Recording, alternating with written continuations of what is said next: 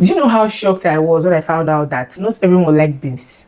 Like my favorite food, not everyone likes beans and plantain.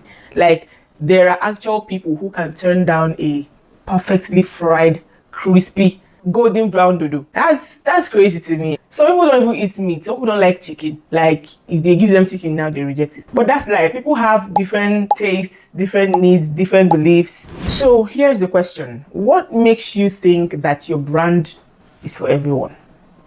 How does it make sense that in this noisy and crowded stage of a world that we live in, everyone should be interested in what it is that you're selling or offering? And what gives you that unrealistic audacity to think that you can satisfy everyone? I'm talking age, sizes, beliefs, tastes, phases, school of thoughts. Come on.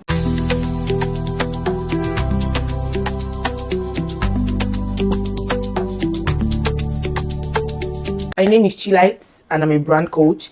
I help businesses and individuals build a timeless brand that is centered around their core values. I also guide my clients in cultivating a strong presence both online and offline, so their brand doesn't just show up and exist, but also stands the test of time, trends, phases, and eventually become a legacy. And in this video, I'm going to be talking about niching and why it's important.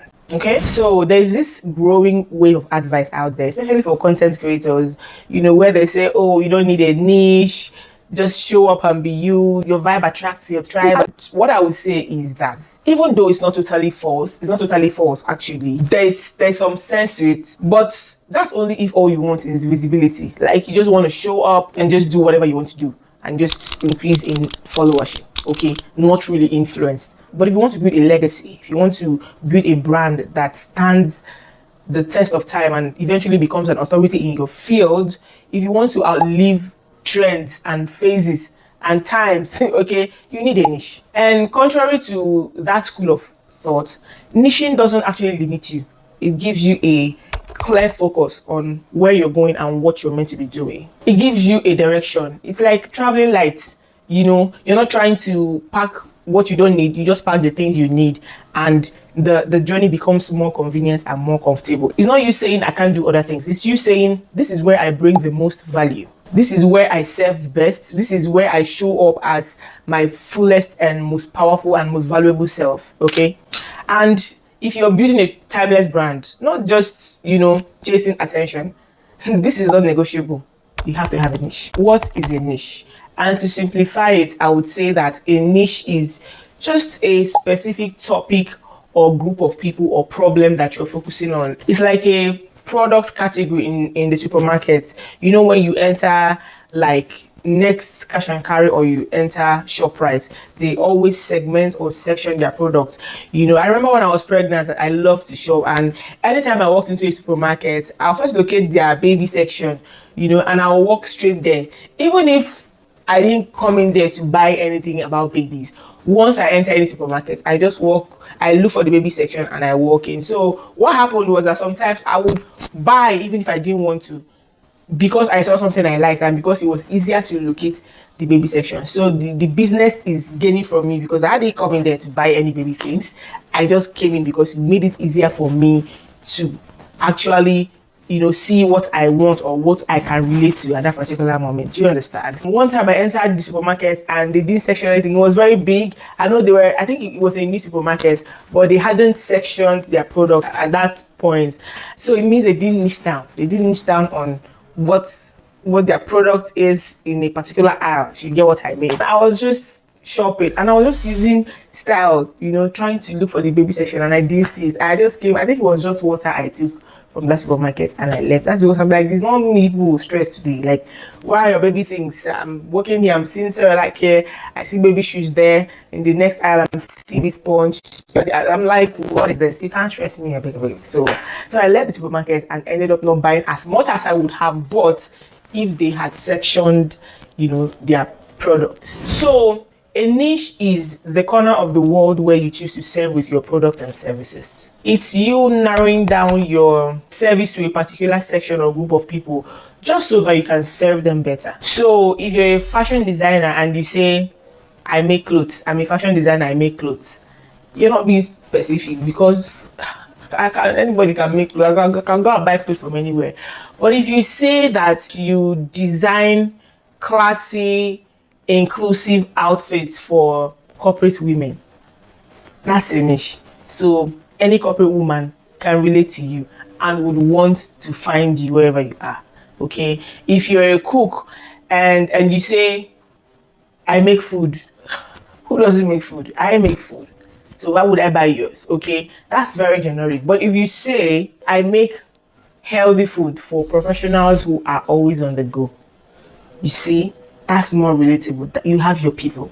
I also need to clarify that niche is not the same thing as target audience, even though they are in the same family. Because I've had people ask me that question too many times, and I would say they're closely related, but they are not the same. So your target audience simply means who are you serving? Who exactly are you serving? Right? Personalize it so you have their age. It's like an icon. That's why you create a client avatar. Visualize their age, their location, what do they like, what's their pain point. So create that avatar. You can name her if you like. I'm telling you, this exercise helps. You might think it's nothing, but whenever you want to create, you want to design something or create content or even make food or make outfits, you have already registered your client avatar in your head, so you will be subconsciously making for your client avatar, and then you will make exactly what it is they need because you've already studied the person. If you say that you make clothes for corporate women, that's your niche. Who would your target audience be? Let's create your client avatar. So let's imagine a young lady called, let's say her name is Cynthia, for example. Okay, so we have a Cynthia. What age would she be? She would be like 30 years old, 29, 27 thereabouts, or even 30 plus. Okay, where would she stay? She would live in Lagos because you live in Lagos and you're trying to target people in Lagos or starting from Lagos.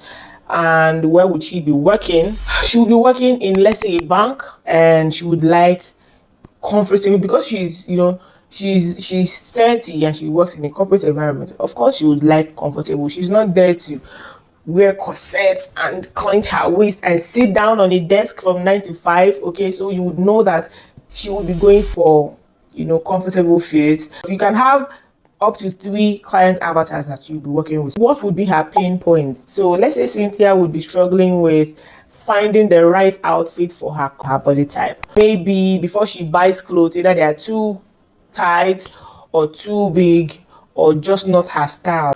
What would be her values? What would she value? Let's say she values modesty. Let's say she values quality over quantity. Of course, she's corporate, so let's say she's making her good money, just enough to be comfortable. So she would like quality over quantity. She values growth. She doesn't have personal growth journey, career growth, anyone, and things like that. So on and so forth. So we have just managed to create a client avatar, and that is your target audience. So anybody who doesn't fit into that client avatar you've created or the client avatars you've created, you don't have any business with them. So let's say there's another young lady. She's a farmer. She has a poultry farm. She's not your target audience. She loves dress up, but she's not your target audience. Why? She's not a corporate woman. She works in a farm. She has her own big poultry farm. So you won't make clothes for her. Not that you will not make clothes for her, but she's not your target audience. Your product, your content are not targeted to keep her glued to you. Do you understand what I mean? Look, I remember attending one content creator seminar one time back in 2017 when I was just starting, and that was the first place where I had heard, creating your client's avatar. I didn't understand how that would help me, but because I was already there and they were doing it, I had a lot of thoughts and I just did it. Do you know that as time went on, I just saw myself depending on that client's avatar that I had created for that fashion designing page. It was so funny. And I was always like, okay, so the client avatar I created, her name was Ada. So this was a subconscious thing. I always asked, oh, Ada will not like this. Ada won't relate to this. Ada won't read this. This is too much design for Ada. This is too complicated for Ada. This is too much information. Ada wouldn't be able to. It was just Ada would scroll past this, Ada would this. So it was a subconscious thing. But do you know what that helped me do? It helped me drive a lot of engagement to that page because I was creating for the client avatar that I had, cooked up, so to say.